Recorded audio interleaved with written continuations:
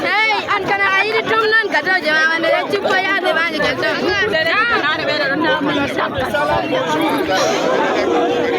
Qui parle? Moi je vous salue.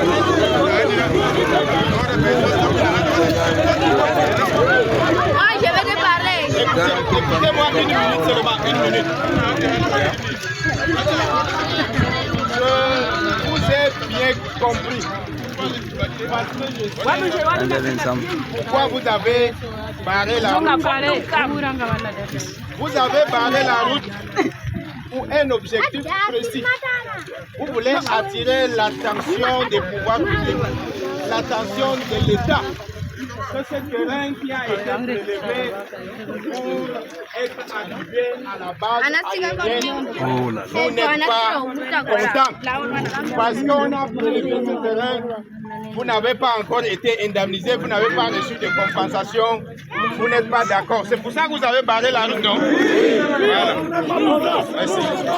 Donc, je vous ai bien compris. Vous avez barré la route. On a déjà filmé dans les réseaux sociaux, c'est parti déjà à Yaoundé, c'est parti même à l'international. Ce que je voudrais vous dire maintenant, vous avez barré la route pour un objectif précis. L'objectif est atteint. Maintenant, on n'utilise pas la force. Personne n'utilise la force. Vous qui avez barré la route, c'est une route nationale, c'est une route même internationale parce que ça dessert la République sœur du Tchad. Vous enlevez les barricades et nous, entre nous, on s'assoit. J'ouvre encore mon agenda. Je note encore très bien toutes vos préoccupations. Parce que ici et maintenant, on ne peut pas régler les problèmes. Mais votre attitude a montré à l'État, au pouvoir public, que vous avez des préoccupations, vous avez des griefs. Ici, c'est l'arrondissement de Maroua-Frenier. Quand on parle de l'État, c'est Adkalaï Denis, le sous-préfet que vous aimez bien, qui représente l'État. Je suis la personne la plus indiquée pour dire voilà les préoccupations des populations de Salak. Ce n'est pas moi qui décide, mais moi j'ai le pouvoir de suggestion pour dire, pour attirer l'attention de l'État, des pouvoirs publics. Voilà les préoccupations des populations de Salak et pour les résoudre, voilà ce que l'État doit faire. Si. Ça, on ne le fait pas en route. On va désigner des représentants si vous le voulez bien. Mais si vous voulez même que tout le monde participe à la séance, je n'ai aucun problème.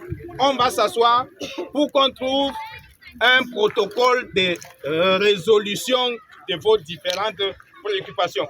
Pour ceux qui sont témoins, j'étais déjà venu ici, devant le poste de commandement de la base aérienne. On a eu un entretien.